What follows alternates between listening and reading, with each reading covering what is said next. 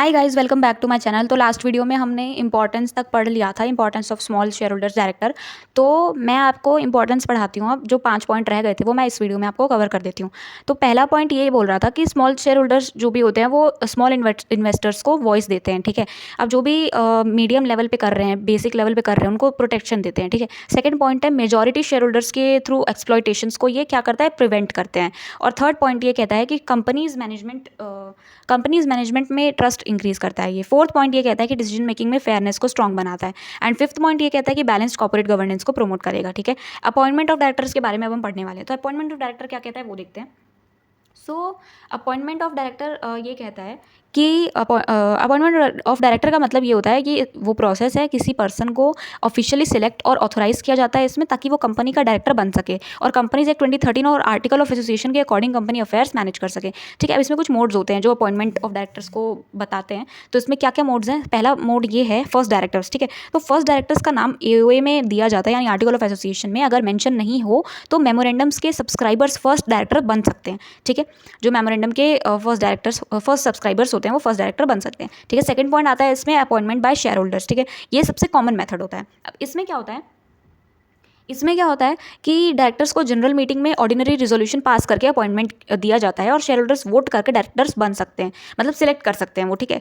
उनको सिलेक्ट करने का राइट होता है अगर शेयर होल्डर वोट करें तो। थर्ड पॉइंट ये है कि अपॉइंटमेंट बाय बीओडी, ठीक है। ये तो सबको पता है कि बोर्ड सर्टेन केसेस में डायरेक्टर्स अपॉइंट कर सकता है, जैसे एडिशनल डायरेक्टर, जो मैंने आपको लास्ट वीडियो में बताया था कि एडिशनल डायरेक्टर कौन होता है, जो मतलब दोबारा रिअपॉइंट हो सकता है। कैजुअल डायरेक्टर जो कैजुअली आता है, ठीक है, अगर कोई किसी की डेथ हो जाती है किसी रीजन से, ठीक है। ऑल्टरनेट डायरेक्टर यानी कि वो उसके बदले में आता है, ठीक है, अगर किसी वजह से वो चला गया तो। और फोर्थ पॉइंट आता है appointment by central government. Special cases होते हैं कुछ जिसमें एक सेकेंड जिसमें क्या होता है कि fraud, mismanagement, public interest government directors appoint कर सकती है, ठीक है, ताकि कंपनी और स्टेक होल्डर्स जो होते हैं उनको प्रोटेक्ट किया जा सके। अब फिफ्थ पॉइंट ये आता है कि अपॉइंटमेंट बाय प्रोपोर्शनल रिप्रेजेंटेशन। इसमें क्या होता है, share holders proportionally voting system के बेसिस पर डायरेक्टर्स अपॉइंट कर सकते हैं, ठीक है। ये डिफरेंट ग्रुप्स को फेयर रिप्रेजेंटेशन इंश्योर करता है, ठीक है। अब सिक्स पॉइंट आता है अपॉइंटमेंट ऑफ इंडिपेंडेंट डायरेक्टर। इसमें क्या होता है, अब इसमें ना कंपनीज एक्ट 2013 के कुछ प्रोविजंस दिए होते हैं, ठीक है, उसके अंडर ही अपॉइंटमेंट दिया जा सकता है, अपॉइंट किया जा सकता है। अब इंडिपेंडेंट और अनबायस्ड डिसीजन मेकिंग को ये इंश्योर करेगा अपॉइंटमेंट ऑफ इंडिपेंडेंट डायरेक्टर, ठीक है। सेवंथ आता है आपका appointment of small shareholders director. इसमें क्या होता है, लिस्टेड कंपनीज में स्मॉल शेयर होल्डर्स के थ्रू इलेक्ट किया जाता है इन्हें, और माइनॉरिटी शेयर होल्डर्स को रिप्रेजेंट किया जाता है, करता है, ठीक है। अब ये तो मैंने आपको बता दिया। अब इसके बाद आता है कुछ लीगल रिक्वायरमेंट्स फॉर अपॉइंटमेंट। कुछ लीगल रिक्वायरमेंट्स होती हैं कि कुछ होना भी चाहिए ना आपके पास, ऐसे कैसे आप किसी कंपनी में घुस के आप डायरेक्टर बन जाएंगे, कुछ तो क्राइटेरिया होगा ना। तो वो क्राइटेरिया मैंने आपको लास्ट वीडियो में भी बनाया था, बट स्टिल मैं आपको थोड़े बता देती हूँ पॉइंट्स जो मैंने आपको लास्ट वीडियो में बताया था। तो पहला पॉइंट आता है आपका हैव अ वैलिड DIN, ठीक है। तो यानी कि आपके पास आपका डायरेक्टर आइडेंटिफिकेशन नंबर होना चाहिए, ठीक है। सेकंड आता है आपका रिटन कंसेंट होना जरूरी है, यानी कि फॉर्म DIR-2, ठीक है, वो आपको भर के देना होता है। एप्लीकेशन जो भी होता है उसका, उसमें आपका कंसेंट होता है। थर्ड आता है आपका कंपनीज एक्ट 2013 के अंडर डिस्क्वालीफाइड आपका नहीं होना चाहिए। अगर आप डिस्क्वालीफाइड हैं तो आप एलिजिबल नहीं है डायरेक्टर बनने के लिए, डायरेक्टरशिप के लिए, ठीक है। AOA और लीगल प्रोविजंस कंप्लाई करने जरूरी हैं आपको। इसके बाद आता है रिमूवल ऑफ डायरेक्टर। किसी रीजन से रिमूव किया जाता है उस डायरेक्टर को जो भी उस पोस्ट पे अपनी डायरेक्टरशिप एंजॉय कर रहा है, ठीक है। तो किस रीजन से होता है, तो पहला है तो मतलब पहले इसको समझ लेते हैं, फिर रीजंस देखते हैं कि क्यों होता है। तो पहला आता है आपका पॉइंट कि जो भी डायरेक्टर होता है, उस रिमूवल ऑफ डायरेक्टर है, इसका मतलब क्या होता है। तो इसमें डायरेक्टर्स को उसके टर्म एक्सपायर होने से पहले ऑफिस से हटाने की प्रोसेस होती है इसमें, जो कि अकॉर्डिंग है कंपनीज एक्ट 2013, ठीक है। अब डायरेक्टर को कंपनी, शेयर होल्डर्स या लीगल अथॉरिटी के थ्रू सिचुएशन के अकॉर्डिंग रिमूव किया जाता है, ठीक है। लीगल प्रोविजन क्या है removal of director, mainly companies act 2013 के सेक्शन 169 के थ्रू गवर्न होता है, ठीक है। मोड्स क्या क्या है इसके, modes of removal of director. पहला है कि रिमूव बाय शेयर होल्डर्स। किस किस के थ्रू रिमूव किए जा सकते हैं ये डायरेक्टर्स। तो पहला आता है आपका इसमें रिमूवल ऑफ शेयर होल्डर्स। तो रिमूवल ऑफ शेयर होल्डर्स के थ्रू कैसे करते हैं, कंपनीज जनरल मीटिंग में ऑर्डिनरी रिजोल्यूशन पास करके डायरेक्टर को रिमूव कर सकती है, ठीक है। शेयर होल्डर्स के पास डायरेक्टर्स को रिमूव करने की फाइनल पावर होती है, एक्सेप्ट ट्रिब्यूनल द्वारा अपॉइंटेड डायरेक्टर्स, ठीक है। शेयर होल्डर्स रिमूव कर सकता है। प्रोसीजर क्या क्या होता है इसका, प्रोसीजर कैसे रिमूव करेगा शेयर होल्डर। पहला है कि रिमूवल के लिए स्पेशल नोटिस दिया जाता है उनको, ठीक है। सेकंड आता है कंपनी सभी शेयर होल्डर्स को नोटिस भेजती है। थर्ड है डायरेक्टर को अपना डिफेंस प्रेजेंट करने का चांस दिया जाता है कि वो क्यों ना जाए।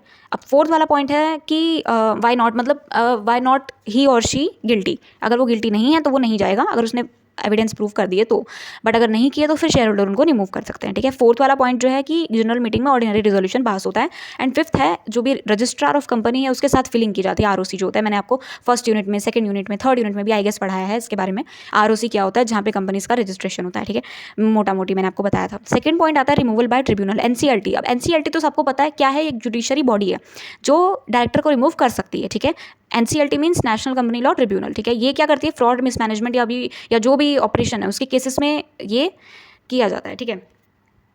अब इसमें आता है थर्ड वाला पॉइंट जिसमें है ऑटोमेटिक रिमूवल डिस्क्वालिफिकेशन, ठीक है। यानी डायरेक्टर ऑटोमेटिक रिमूव हो जाता है अगर वो इंसॉल्वेंट बन जाए, अनसाउंड माइंड डिक्लेयर हो जाए, या 12 मंथ तक जो भी बोर्ड ऑफ मीटिंग्स है वो अटेंड ना करे, ठीक है। बना है तो अटेंड तो करेगा, बट फिर भी कुछ रीजंस हो सकता है जिसकी वजह से वो ना करे। सर्टेन ऑफेंसेस में कन्विक्टेड हो सकता है, या फिर कंपनीज एक्ट के अंडर डिस्क्वालीफाइड हो, कुछ तो उसने गलत काम किया तभी वो डिस्क्वालीफाइड हुआ है, ठीक है। अब राइट्स होते हैं यहाँ पे, कुछ राइट्स हैं ऑफ डायरेक्टर बिफोर रिमूवल। कुछ राइट्स यहाँ पे डायरेक्टर के बनते हैं कि वो रिमूव जो भी है रिमूवल पीरियड है उससे पहले का, ठीक है। पहला है रिमूवल का नोटिस रिसीव करने का राइट होता है उनके पास, ठीक है।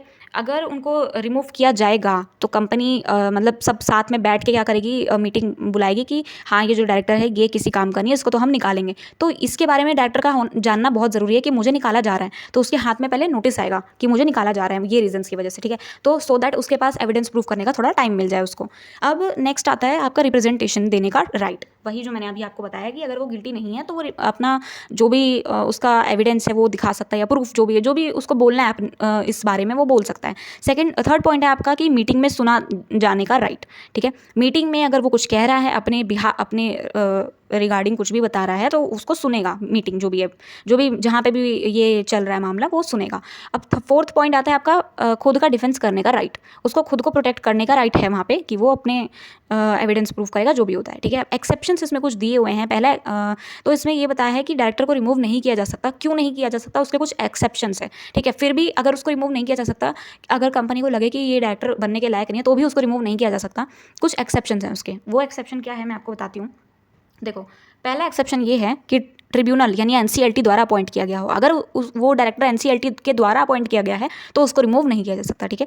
अब सेकंड पॉइंट है प्रोपोर्शनल रिप्रेजेंटेशन सिस्टम के अंडर अपॉइंट किया गया हो। कुछ केसेस में होता है ऐसा, तो अगर ऐसा है तो फिर उसको रिमूव नहीं कर सकते, ठीक है। अब इसके इफेक्ट्स क्या पड़ते हैं, रिमूव अगर उसको कर दिया तो उसके इफेक्ट क्या पड़ेंगे। पहला इफेक्ट, अब देखो गाइस, जो पहले उस कंपनी में काम कर रहा था उसको हटा दिया उस पोजीशन से, उस जॉब से, तो उसके बदले क्या होगा, नया बंदा आएगा, कोई दूसरा आएगा, ज्वाइन करेगा, ठीक है, और वैकेंसी खाली हो जाएगी। यही तो होगा ना।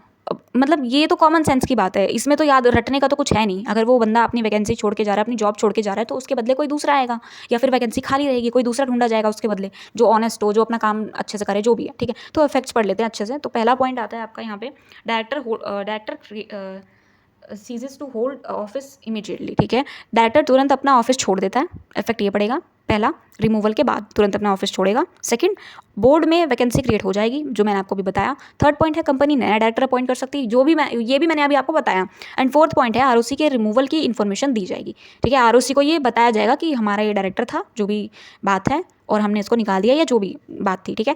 Powers and duties of directors, powers और ड्यूटीज़ बताई गई डायरेक्टर्स की कि वो क्या क्या करेगा। तो कंपनीज के अंदर क्या होता है कि ये वो लोग होते हैं जो कंपनी के बिजनेसेस और अफेयर्स को मैनेज करते हैं। कंपनीज एक्ट 2013 के अंडर उन्हें कंपनी चलाने के लिए कुछ पावर्स दी जाती हैं और कंपनी के बेस्ट इंटरेस्ट में काम करना होता है, क्योंकि ये उनकी ड्यूटी होती है, ठीक है। अब इसके कुछ पावर्स दिए गए हैं कि क्या क्या पावर्स होती है, ठीक है। मेनली तो मतलब मोटा मोटी तो यही है कि अगर आप कंपनी में हैं तो आपको कोई अथॉरिटी कुछ तो आपको दी जाएगी ना चलाने के लिए। कोई लल्लू पंजू तो है नहीं कि आ जाएगा और काम करने लगेगा, या फिर कोई उसके सर पे चढ़ के नाचने लगेगा, तो वो क्या करेगा, कुछ तो करेगा ना, कुछ तो उसको पावर्स दी जाएंगी ना। बिना पावर के तो एक नॉर्मल जो एम्प्लॉय होता है वो भी नहीं बैठता, मैनेजर जो होता है वो भी नहीं बैठता। तो ये तो फिर भी डायरेक्टर है कंपनी का, ठीक है। तो अब आता है इसमें पावर्स में कुछ पॉइंट्स दिए गए हैं। तो पहला पॉइंट ये है जनरल पावर, ठीक है। बोर्ड ऑफ डायरेक्टर के पास कंपनी के बिजनेस को मैनेज करने के लिए पावर होती है, वो कलेक्टिवली बोर्ड ऑफ मीटिंग में डिसीजन ले सकता है, ठीक है। सेकंड आता है आपका स्पेसिफिक पावर, ठीक है, यानी बोर्ड पावर्स जो होती है, यानी कि कंपनी एक्ट 2013 के अकॉर्डिंग कुछ डायरेक्टर्स क्या होते हैं। पहला, अनपेड शेयर कैपिटल के रिस्पेक्ट में शेयर होल्डर्स पर कॉल कर सकते हैं। सेकंड, शेयर्स, डिबेंचर्स और सिक्योरिटीज इशू कर सकते हैं। थर्ड है कंपनी के लिए मनी बोरो कर सकते हैं, ठीक है, अगर उन्हें ज़रूरत लगती है कि ज़रूरत है कंपनी को तो कर सकते हैं। फोर्थ पॉइंट है कंपनी फंड्स इन्वेस्ट कर सकते हैं। एंड इसके बाद आता है आपका फाइनेंशियल स्टेटमेंट्स अप्रूव कर सकते हैं, डिविडेंड डिक्लेयर कर सकते हैं, की मैनेजरियल पर्सनल अपॉइंट कर सकते हैं, ठीक है। अब इसके बाद आता है थर्ड पॉइंट जिसमें पावर्स एक्सरसाइज्ड इन बोर्ड मीटिंग्स, कुछ बताया है इसमें, जिसमें ये है कि डायरेक्टर्स अपनी पावर सिर्फ बोर्ड मीटिंग्स या रिजोल्यूशन के थ्रू एक्सरसाइज कर सकते हैं, ठीक है। इंडिविजुअल डायरेक्टर इंडिपेंडेंटली एक्ट नहीं कर सकते जब तक उन्हें अथॉरिटी ना दी गई हो। मतलब अथॉरिटी है तो आप कुछ भी कर सकते हो, अथॉरिटी नहीं है तो मतलब अथॉरिटी तो कुछ भी कर सकते हो इन मतलब लॉ में रह के, ठीक है, अनलॉफुल एक्टिविटीज़ भी नहीं कर सकते अगर आपके पास अथॉरिटी है तो भी। अब इसके बाद आता है आपका कि powers with approval of share holders. Powers दिए गए हैं शेयर होल्डर्स को कुछ यहाँ पे, जिसमें ये बताया है कि कुछ पावर्स के लिए शेयर होल्डर्स की अप्रूवल ज़रूरी होती है, जैसे कि कुछ सब्सटैंशियल एसेट्स के सेल्स जो हो गया, ठीक है। सेकंड आपका हो गया लिमिट से ज़्यादा बोरोइंग्स हो गई, ठीक है, आपने कुछ ज़्यादा बोरिंग्स कर दी जिसमें आपकी लाइबिलिटी बहुत बढ़ गई, ठीक है। थर्ड आ गया आपका जो कंपनी स्ट्रक्चर चेंज करना हो गया, ठीक है। ड्यूटीज़ क्या क्या हो जाएंगे डायरेक्टर्स के, यहाँ पे फर्स्ट आ जाएगी यहाँ पे फ्यूड्यूशरी ड्यूटी, यानी कि डायरेक्टर्स को गुड फेथ में एक्ट करना चाहिए, यानी कि जो भी है अनलॉफुल एक्टिविटी वो नहीं करेगा, ऑनेस्ट बन के रहेगा कंपनी में। ये तो मैंने आपको फर्स्ट वाले पॉइंट में भी बताया था कि ये होना चाहिए, ठीक है। कंपनी इंटरेस्ट को प्रोटेक्ट करना उनको आना चाहिए, कन्फ्लिक्ट जो होगा वो उसको सॉल्व करेगा, इंटरेस्ट जो है वो अवॉइड करना उसको आना चाहिए, ठीक है। सीक्रेट प्रॉफिट्स वो नहीं बांटेगा। अब इसमें कंपनी की जो पोजीशन है उसका मिसयूज़ भी वो नहीं कर सकता, जो मतलब मैंने आपको डिसऑनेस्टी वाले पॉइंट्स, फ्रॉड, मिसरिप्रेजेंटेशन वाले पॉइंट मैंने आपको बताया, अनलॉफुल एक्टिविटीज़ जो है मैंने आपको बताई, वही सब इसमें आएगा। अब सेकंड पॉइंट आता है आपका स्टैट्यूटरी ड्यूटीज़, यानी कंपनीज एक्ट 2013 के अंडर जो भी यहाँ पे लॉज बने हुए हैं वो मैं आपको बताऊंगी। अब एओए के अकॉर्डिंग जो भी एक्ट्स हैं वो उनको करना आना चाहिए, यानी कि आर्टिकल ऑफ एसोसिएशन, ठीक है। अब इसमें मैंने आपको सेकंड पॉइंट मैं आपको बताऊंगी जिसमें लिखा है कि exercise duty with care, skills and diligence, ठीक है, जिसमें ड्यूटीज़ को केयर, स्किल्स और डिलीजेंस के साथ परफॉर्म करना है उनको, यानी जिस पोस्ट के लिए उनको रखा गया है उसको उनको वो पोस्ट जो है वो उनकी रिस्पॉन्सिबिलिटी है वो उनको प्ले करनी है। फ्रॉडुलेंट प्रैक्टिसेस अवॉइड करनी है उनको, जितना हो सके फ्रॉडुलेंट एक्टिविटी अवॉइड करें। कॉन्ट्रैक्ट्स में जो भी इंटरेस्ट है उसको डिस्क्लोज करना है। इनसाइडर ट्रेडिंग में इन्वॉल्व नहीं हो सकते वो, जो भी है उन कंपनी के लॉफुल एक्टिविटीज़ को उन्हें प्ले करना है। थर्ड पॉइंट आ जाएगा आपका यहाँ पे duty of care and skill, ठीक है। इसमें कंपनी इसमें जो डायरेक्टर होता है उसकी रिस्पॉन्सिबिलिटी को उसको केयरफुली एक्ट करना आना चाहिए, डिसीजन मेकिंग पावर उसके पास होनी चाहिए, रीजनेबल स्किल। अब डायरेक्टर जो होता है वो बहुत ही हाई पोस्ट पे होता है कंपनी में, जिसमें उनकी एक्सपर्टीज़ और नॉलेजेबल स्किल्स देखी जाती है, ठीक है। अब जैसे कि इंडिपेंडेंट डायरेक्टर हो गया, ये बहुत इंपॉर्टेंट है, लास्ट ईयर एग्जाम में आया हुआ था, मैं फिर से बोल रही हूँ, पढ़ लेना। अब फोर्थ वाला जो पॉइंट है जिसमें ये है ड्यूटी ऑफ लॉयल्टी, जिसमें उसे कंपनी के बेनिफिट के लिए ऑनेस्टी रखनी आनी चाहिए, एंड उसके साथ साथ उसको कोई पर्सनल प्रॉफिट नहीं करना है, ठीक है। कंपनी पोजीशन से पर्सनल प्रॉफिट उसको नहीं कमाना है। अब फिफ्थ वाला पॉइंट है जिसमें ये कहता है कि duty towards stakeholders, shareholders, employees, creditors और सोसाइटी के इंटरेस्ट को प्रोटेक्ट करना उसको आना चाहिए। तो अब मैं ना इंपॉर्टेंस के बारे में पढ़ लेती हूँ आगे, ठीक है। तो पहला पॉइंट ये बोलता है कि कंपनी का जो स्मूथ मैनेजमेंट है वो इंश्योर करने का काम होता है डायरेक्टर्स का, ठीक है। तो ये सारे इंपॉर्टेंस जो है वो आप पढ़ते ही आ रहे हो, मतलब तुम लोगों ने ये भी देखा होगा कि हर चीज़ रिपीट हो रही है बार बार, ये स्पेशली ये स्मूथ मैनेजमेंट वाला देखना, अथॉरिटी के मिसयूज़ को प्रिवेंट करना, ठीक है, अकाउंटेबिलिटी प्रमोट करता है, ये ट्रांसपेरेंसी मेंटेन करता है, गवर्नमेंट जो होता है कॉर्पोरेट गवर्नेंस को स्ट्रेंथन करना, ये सब काम होता है, ठीक है। तो मैं ज़्यादा इसको बारे में अच्छे से बता नहीं रही क्योंकि ये सब डिटेल्ड वाला पॉइंट नहीं है ज़्यादा, नॉर्मल मोटा मोटी इतना ही समझ लो कि डायरेक्टर का बस इतना ही काम होता है, जो 5 पॉइंट्स मैंने यहाँ पे बताए हुए हैं, ठीक है, ये वाले। अब आगे बढ़ती हूँ जो कि है की मैनेजरियल पर्सनल के बारे में है, ठीक है। तो अब इसमें क्या होता है, देखो की मैनेजरियल पर्सनल जो होता है इसको मैं केएमपी पढ़ूंगी, ठीक है, क्योंकि ये बहुत लॉन्ग है। तो केएमपी का मतलब क्या है, केएमपी कंपनी के टॉप लेवल एग्जीक्यूटिव्स होते हैं जो कंपनी के डे टू डे अफेयर्स को मैनेज और कंट्रोल करने के लिए रिस्पॉन्सिबल होते हैं बेसिकली, ठीक है।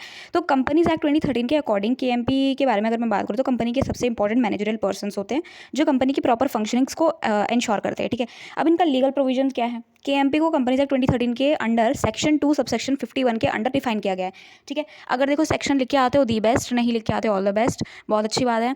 और वैसे भी अगर आप गलत सेक्शन लिख के आते हो तो वहाँ पे गलत इंप्रेशन पड़ेगा, हो सके अगर लिख के आ सको तो सही वाला ही सेक्शन लिख के आना, वरना मत लिख के आना, कौन ही इतना वो करता है। सिर्फ आपको ये पता होना चाहिए कि केएमपी होता क्या है। बहुत ही टॉपर वाला बच्चा है, मतलब बहुत ही ज़्यादा पढ़ते हो तुम लोग, सेक्शन याद रख सकते हो तो रख सकते हो, वैसे अदरवाइज़ कोई बात नहीं है ऐसी। तो इसके बेसिस पे ज़्यादा कोई क्वेश्चन आता नहीं है। तो ये वाला जो सेक्शन है ये अच्छे से कर लेना याद अगर हो जाए तो, ठीक है। अब देखो हु आर केएमपी, केएमपी होते कौन है, ये नीचे कुछ मैंने केएमपी के कुछ पर्सन्स हैं वो माने जाते हैं, ठीक है। कुछ ये पर्सन है जो केएमपी माने जाते हैं, ठीक है। तो मैं बता देती हूँ आपको, देखो फर्स्ट आता है यहाँ पे मैनेजिंग डायरेक्टर, ठीक है, जिसको एमडी बोलते हैं। आप लोगों ने जो मूवीज़ वगैरह है उसमें भी देखा होगा कि एमडी को बुलाओ, एमडी ने गड़बड़ कर दी, ठीक है। सीईओ है वो, ये सब तो आप लोगों ने सुना ही होगा, ठीक है। सीएस हो गया कंपनी सेक्रेटरी, ठीक है। सीएफओ भी आप लोगों ने सुना ही होगा, चीफ फाइनेंशियल ऑफिसर, ये सारे ही होते हैं, ठीक है। डब्ल्यूटीडी जो है वो थोड़ा सा न्यू है, बाकी तो आप लोगों ने सुना ही होगा, ठीक है। चीफ एग्जीक्यूटिव ऑफिसर, ये सब ही होते हैं केएमपी, ठीक है। ऐसे अदर ऑफिसर्स भी होते हैं जो लॉ के अकॉर्डिंग प्रिस्क्राइब्ड किए गए हों, ठीक है। तो ये देखो डब्ल्यूटीडी तो मैंने आपको बता दिया, सीएस हो गया, जो सीएस करते हैं उनको तो पता ही है, ठीक है। Chief executive officer, chief financial officer, ये सब होता है, ठीक है। अब इनके फीचर्स देखो जरा, ये रहे फीचर्स इसके। तो पहला फीचर ये बोलता है कि ये टॉप लेवल मैनेजमेंट ऑफिसर्स होता है। अब देखो आप लोगों ने ना 11th-12th में आप लोगों ने एक टेबल पढ़ा होगा, देखो आप लोगों ने ना ये पढ़ा होगा, ये वाला, ये आप अगर आपको माइंड में क्लिक हो रहा हो तो अच्छी बात है, नहीं तो कोई बात नहीं, मैं बस फिर से बता देती हूँ।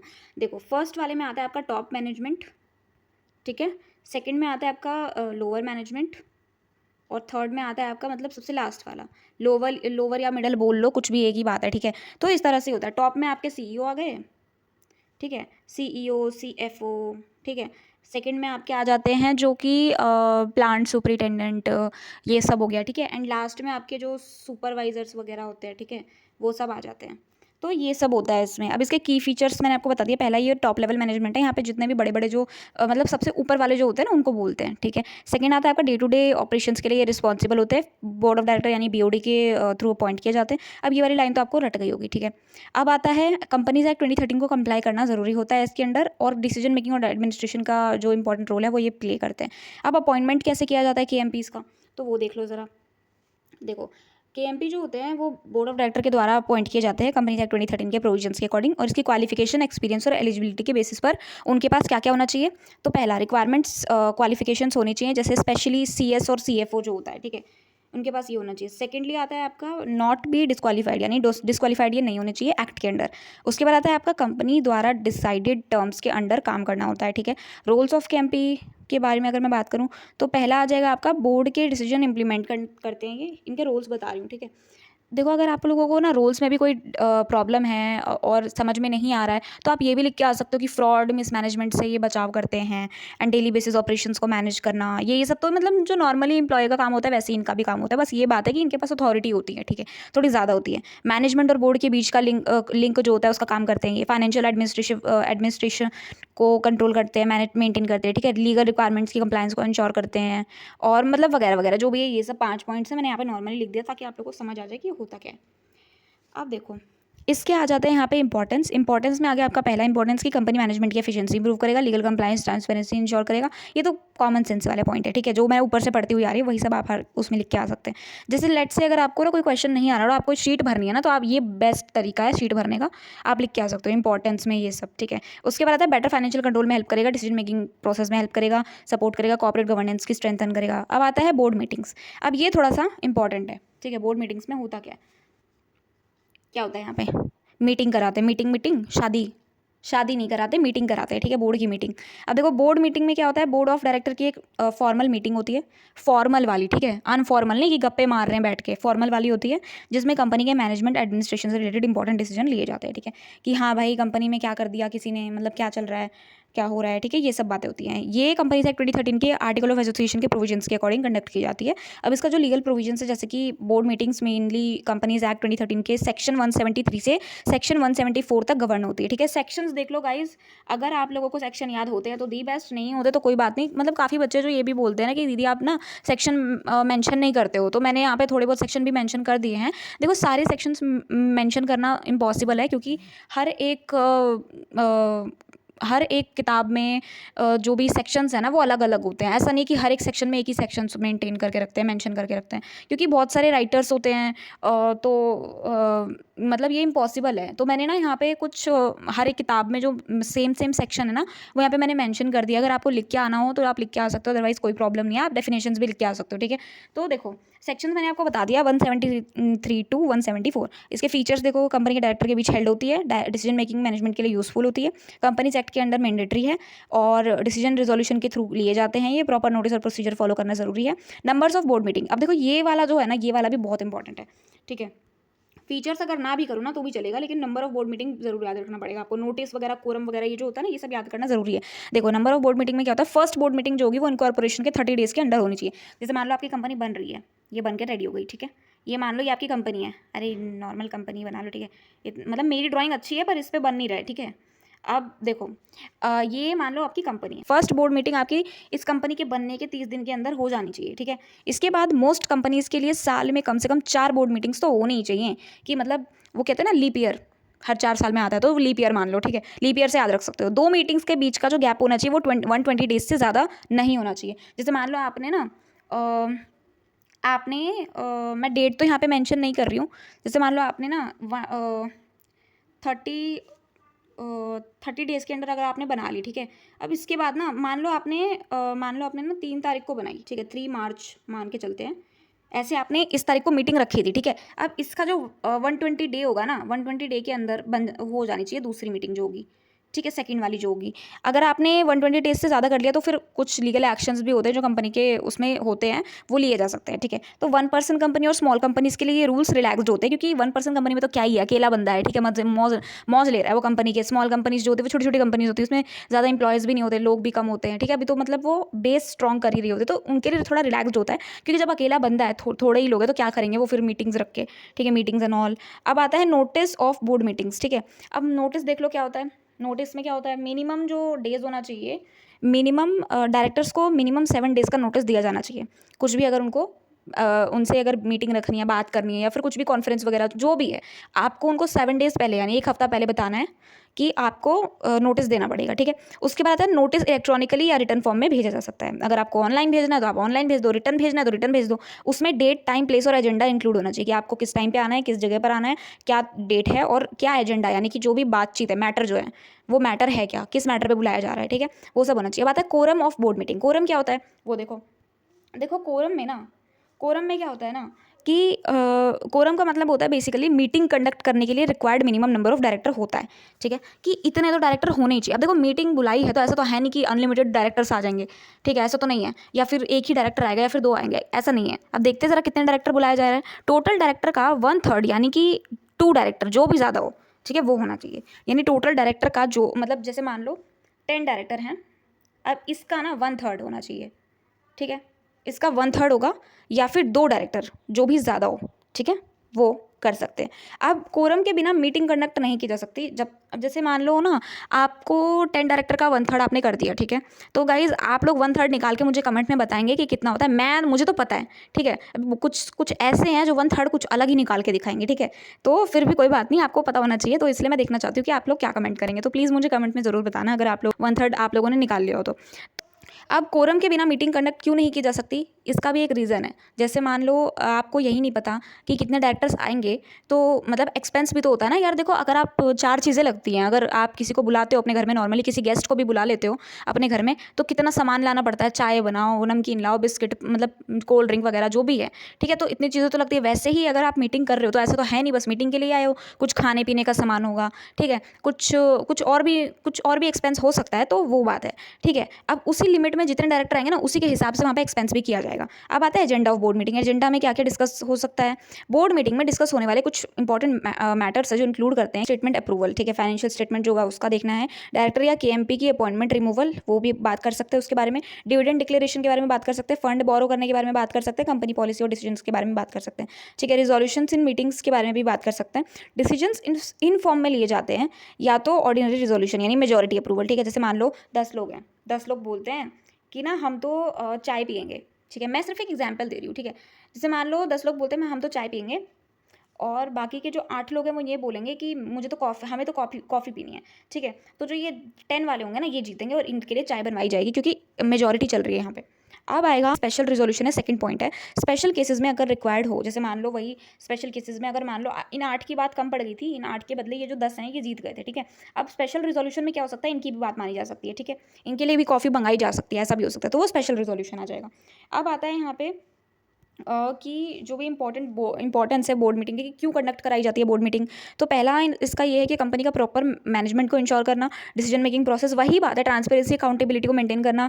घुमा फिरा के सारी बातें वही हैं। कंपनीज एक्ट के अंदर जो भी लीगल रिक्वायरमेंट होती है वो, कॉर्पोरेट गवर्नेंस को इंप्रूव करना, शेयर होल्डर्स की। अब मीटिंग्स एजीएम एंड ईजीएम के बारे में, अब देखो मैंने आपको बोला था कि मैं डिटेल में आपको बताऊंगी एजीएम एंड ईजीएम के बारे में, बट देखो यहीं पे आ गया, तो देखो थोड़ा बहुत समझ लो इसके बारे में क्या होता है। ठीक है, तो share holders meeting, AGM and EGM meeting यहाँ से स्टार्ट हो रहा है। ठीक है, तो इसमें अब होता क्या है वो देखो। शेयर होल्डर्स मीटिंग कंपनी के मेंबर्स यानी कि शेयर होल्डर्स की फॉर्मल मीटिंग होती है, जहां कंपनी से रिलेटेड इंपॉर्टेंट डिसीजंस लिए जाते हैं कंपनी के बारे में बेसिकली। ठीक है, कंपनी एक्ट 2013 के अंडर ये मीटिंग्स मेनली 2 टाइप्स की होती हैं। ठीक है, पहली एनुअल जनरल मीटिंग जिसको हम एजीएम बोलते हैं, दूसरी एक्स्ट्रा ऑर्डिनरी जनरल मीटिंग जिसको हम ईजीएम बोलते हैं। ठीक है, तो अब हम एजीएम के बारे में पहले पढ़ लेते हैं, एनुअल जनरल मीटिंग। तो ये होती क्या है, अब देखो annual general meeting share holders की एक मैंडेटरी ईयरली मीटिंग होती है, यानी साल में एक बार होती है। ठीक है, साल में कराई जाती है ये, और मीटिंग होती है जिसमें कंपनी अपनी फाइनेंशियल परफॉर्मेंस प्रेजेंट करती है और इंपॉर्टेंट मैटर्स डिस्कस करती है। ठीक है, लीगल प्रोविजन में कंपनीज एक्ट 2013 के अंडर सेक्शन 96 के अंडर गवर्न होती है ये।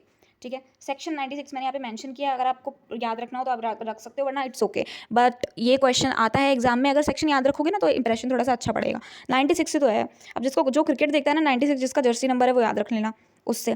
अब फीचर्स देख लेते हैं इसका। फीचर्स क्या है, वही जो डेफिनेशन है वही फीचर है। देखो, पहला हर साल में एक बार होती है, ठीक है। सेकंड हर कंपनी के लिए मैंडेटरी होती है एक्सेप्ट 1% कंपनी। थर्ड आ जाएगा फाइनेंशियल स्टेटमेंट डिस्कस किए जाते हैं यहाँ पे, और शेयर होल्डर्स को पार्टिसिपेट करने का जो भी अपॉर्चुनिटी वो देती है। रूटीन कंपनी मैटर डील करती है, ठीक है। Times of holding AGM, AGM का जो टाइम होल्डिंग है वो देखते हैं।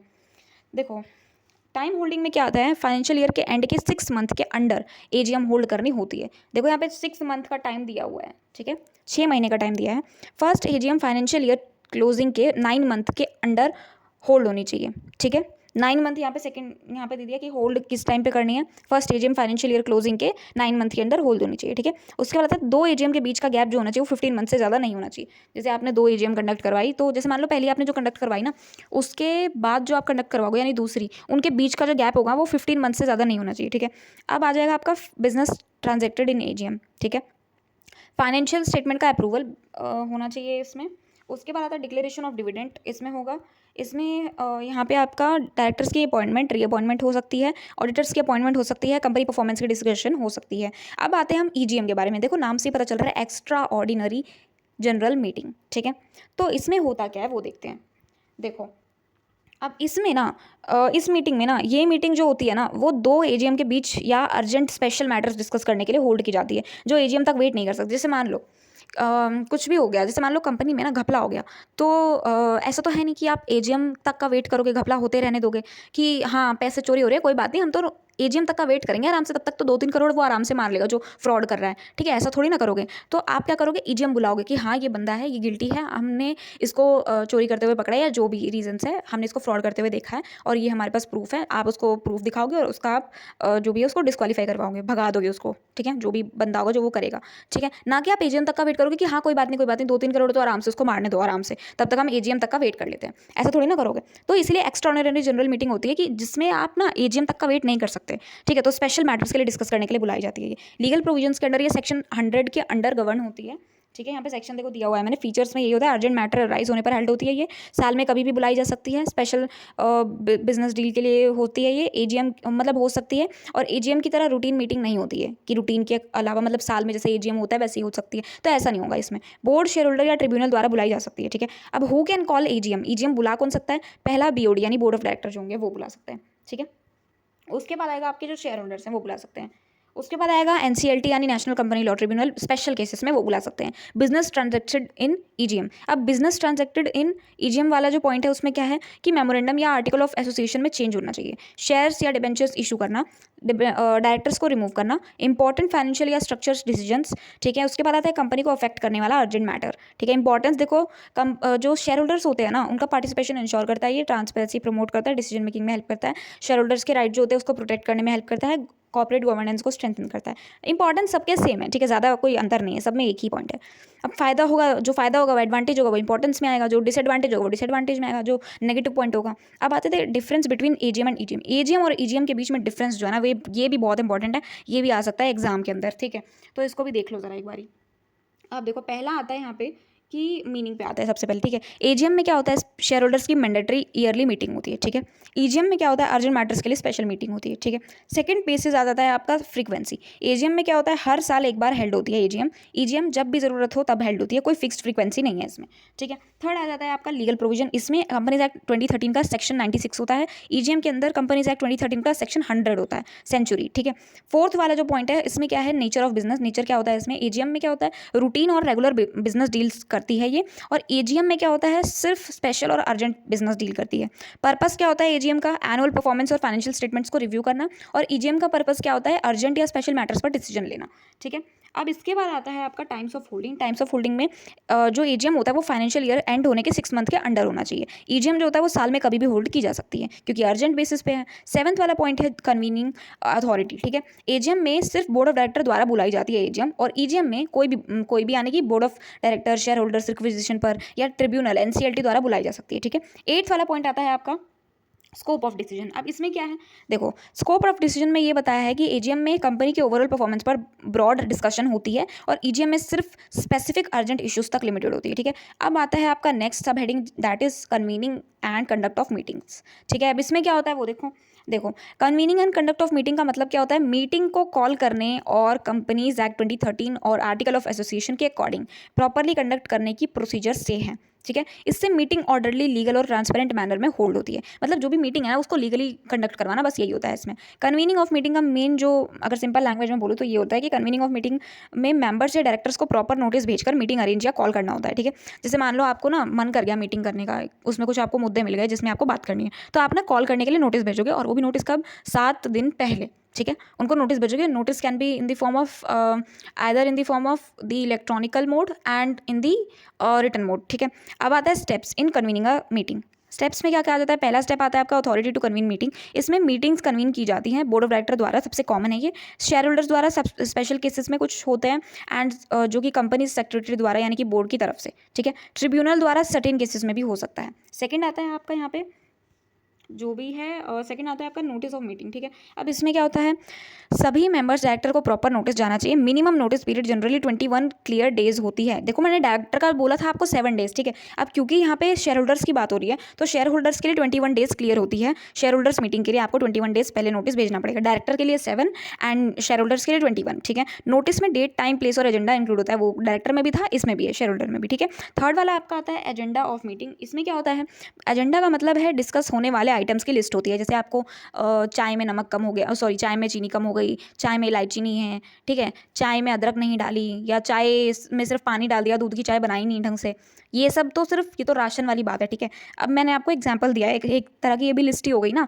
तो वैसे ही होता है मीटिंग में, ऐसे इस तरह टॉपिक पर बात कर सकते हैं कि कंपनी की कंपनी में एम्प्लॉयज़ कम है, कंपनी में वैकेंसी खाली है, या कंपनी में एक बंदा है जो फ्रॉड कर रहा है, या फिर कुछ और भी हो सकता है, या सैलरी बढ़ानी है, या फिर डिविडेंड डिक्लेयर करना है, जो भी है, ठीक है। मीटिंग में सिर्फ लिस्टेड मैटर्स ही डिस्कस होना चाहिए। अब आता है fourth, quorum requirement. Quorum requirement में क्या होता है, देखो इसमें वैलिड मीटिंग होल्ड करने के लिए मेंबर्स की मिनिमम नंबर रिक्वायरमेंट होती है कि इतने तो आने ही चाहिए मेंबर्स, ठीक है।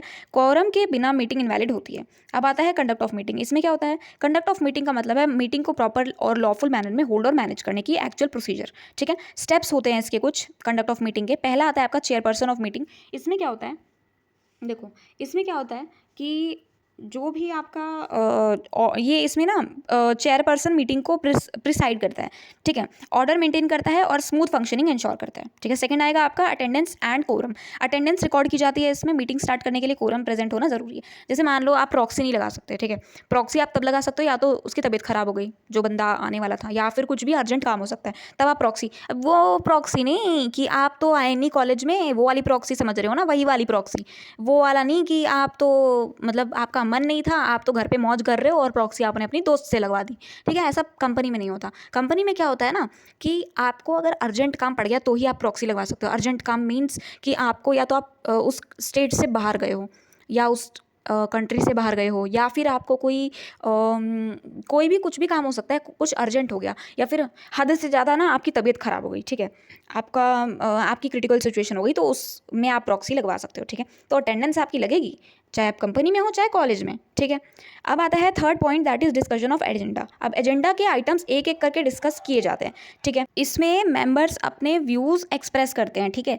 अब आता है आपका फोर्थ वाला जो पॉइंट है जिसमें पासिंग ऑफ रेजोल्यूशन बताते हैं, जिसमें ये बोल रहा है कि डिसीजन वोटिंग के थ्रू लिए जाते हैं ये, और इसके टाइप्स भी हैं रेजोल्यूशन के, ठीक है। पहला है ऑर्डिनरी रेजोल्यूशन और सेकंड है स्पेशल रेजोल्यूशन। इसके बारे में हम डिटेल में पढ़ेंगे जो कि 5th यूनिट में है, अगेन मैं बोल रही हूँ, ठीक है, क्योंकि वाइंडिंग अप में ये सब बताया जाता है। अब आता है आपका वोटिंग। वोटिंग में क्या होता है, वोटिंग शो ऑफ हैंड्स या पोल के थ्रू हो सकती है, ठीक है। हर मेंबर्स के पास शेयर्स हेल्ड के अकॉर्डिंग वोटिंग राइट्स होते हैं, ठीक है, सबको वोट करने का राइट है। अब आता है आपका 6 वाला पॉइंट, मिनट्स ऑफ मीटिंग, जिसमें प्रोसीडिंग्स का प्रॉपर रिकॉर्ड मेंटेन किया जाता है, मिनट्स बुक में लिखा जाता है, चेयरपर्सन द्वारा साइन किया जाता है ये। और इसके अब इंपॉर्टेंस मैं आपको बता देती हूँ, ये क्यों ज़रूरी है convening and conduct of meeting, ठीक है।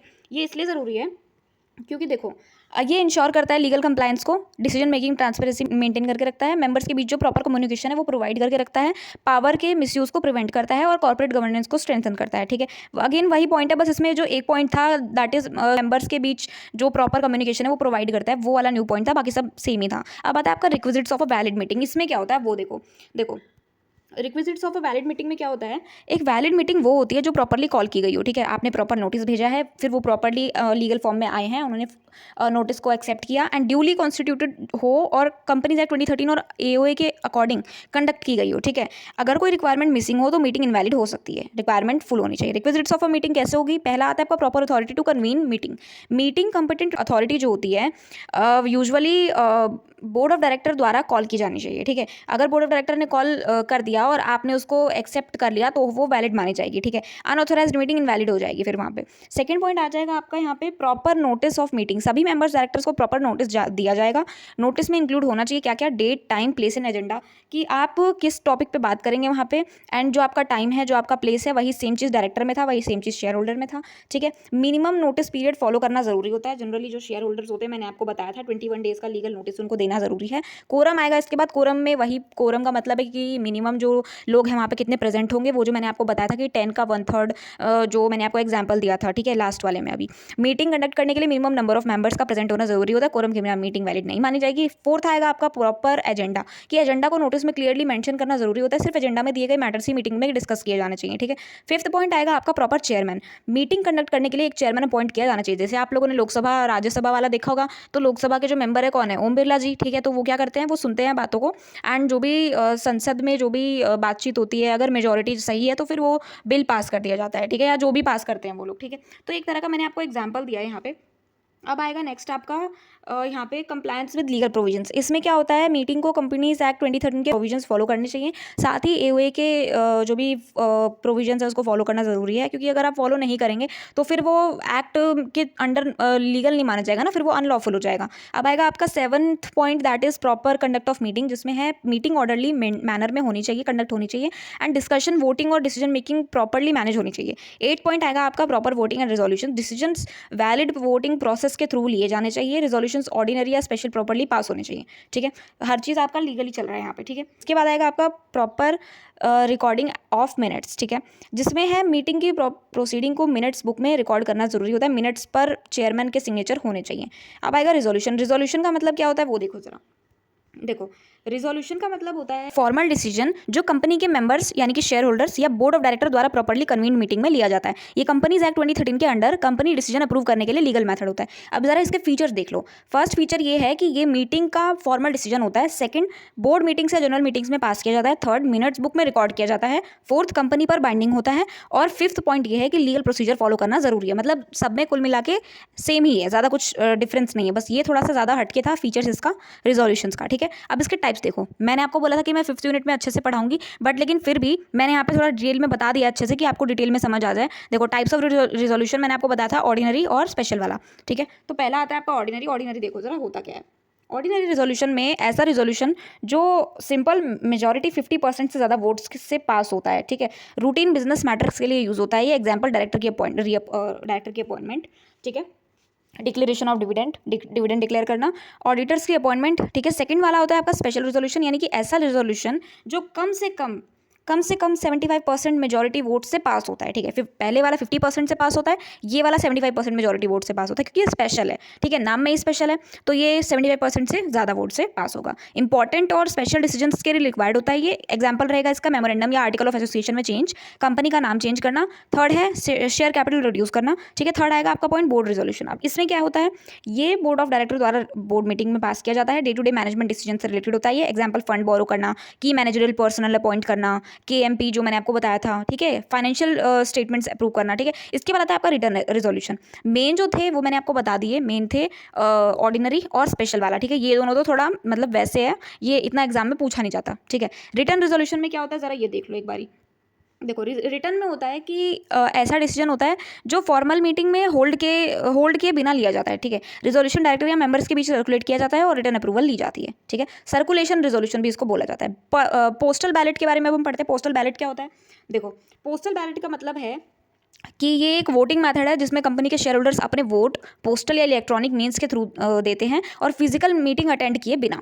ये कंपनीज एक्ट 2013 के अंडर डिसीजन मेकिंग को ईजी और इंक्लूसिव बनाने के लिए प्रोवाइड किया जाता है। लीगल प्रोविजन में देखो क्या है, पोस्टल बैलेट कंपनीज एक्ट 2013 के अंडर सेक्शन 110 और रिलेटेड रूल्स के अंडर गवर्न होता है। ठीक है, अब इसका सेक्शन देख लो, सेक्शन मैंने यहाँ पे मेंशन किया 110। इसके फीचर्स देखो, फीचर क्या होता है पोस्टल बैलेट का, देखो फीचर में ये है वोटिंग मीटिंग अटेंड किए बिना होती है ये, और क्योंकि ये इलेक्ट्रॉनिक है, पोस्टल या इलेक्ट्रॉनिक मोड के थ्रू की जाती है। शेयर होल्डर्स की वाइडर पार्टिसिपेशन इंश्योर करता है, ये इंपॉर्टेंट डिसीजन के लिए यूज होता है। वोटिंग में ट्रांसपेरेंसी मेंटेन करता है। उसके बाद आता है ऑब्जेक्टिव ऑफ पोस्टल बैलेट, कि इसका उद्देश्य क्या होता है।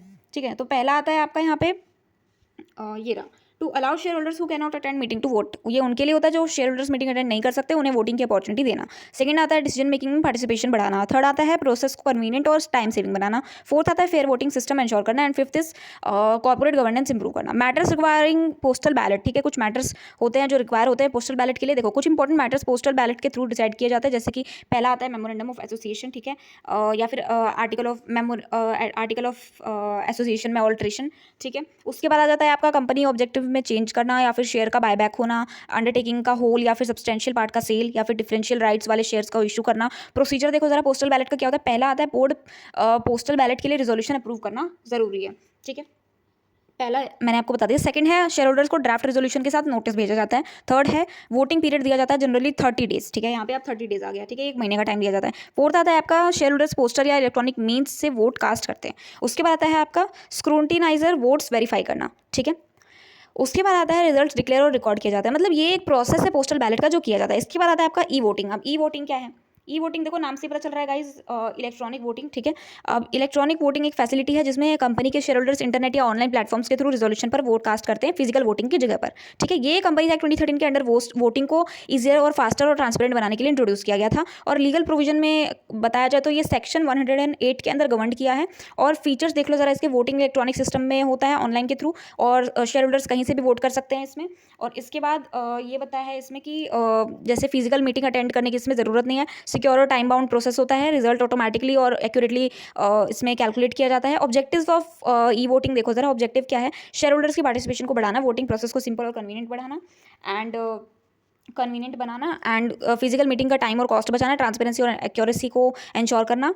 ठीक है, यही सब है, ज़्यादा कुछ इसमें है नहीं। प्रोसीजर देख लो, प्रोसीजर थोड़ा इंपॉर्टेंट है। प्रोसीजर में ये बताया है कि सबसे पहला प्रोसीजर ये है कि कंपनी रजिस्टर्ड एजेंसी के through e voting facility provide करती है। सेकंड, मीटिंग नोटिस में ई वोटिंग डिटेल्स जो होते हैं वो दी जाती है। थर्ड, शेयर होल्डर्स को लॉगिन आईडी और पासवर्ड दिया जाता है। फोर्थ, वोटिंग पीरियड फिक्स होता है यूजुअली मीटिंग से 3 से 5 दिन पहले। ठीक है, फिफ्थ वाला पॉइंट है shareholders electronically vote cast करते हैं। And sixth is vote scrutiniser द्वारा वेरीफाई किए जाते हैं। ठीक है, सेवंथ में तो रिजल्ट आ जाता है। ठीक है, इंपॉर्टेंस मैंने आपको बता दिया था, इंपॉर्टेंस इतना इंपॉर्टेंट है नहीं। ठीक है, इंपॉर्टेंस में ही इंपॉर्टेंट नहीं है इतना, क्योंकि जो मैंने डेफिनेशन बताई वो भी आप इसमें लिख के आ सकते हो, जैसे शेयर होल्डर्स की पार्टिसिपेशन बढ़ाना। ऑब्जेक्टिव में भी जो पॉइंट्स है ना वो भी आप इसमें लिख के आ सकते हो कि कॉस्ट बचाना, टाइम बचाना, क्विक रिजल्ट देना। ठीक है, फेयरनेस को प्रमोट करना। यहाँ पे जो डिफरेंसेस होते हैं, डिफरेंस फ्रॉम पोस्टल बैलेट, देखो पोस्टल बैलेट और ई वोटिंग में क्या डिफरेंस है वो देखो। ई वोटिंग कंप्लीटली ऑनलाइन होता है, जबकि पोस्टल बैलेट फिजिकल या इलेक्ट्रॉनिक दोनों हो सकता है। ठीक है, ई वोटिंग ज़्यादा फास्ट होता है और सिक्योर होता है, और दोनों मेथड्स फिजिकल अटेंड किए बिना डिसीजन मेकिंग के लिए यूज होते हैं। बस इतना ही था इसमें।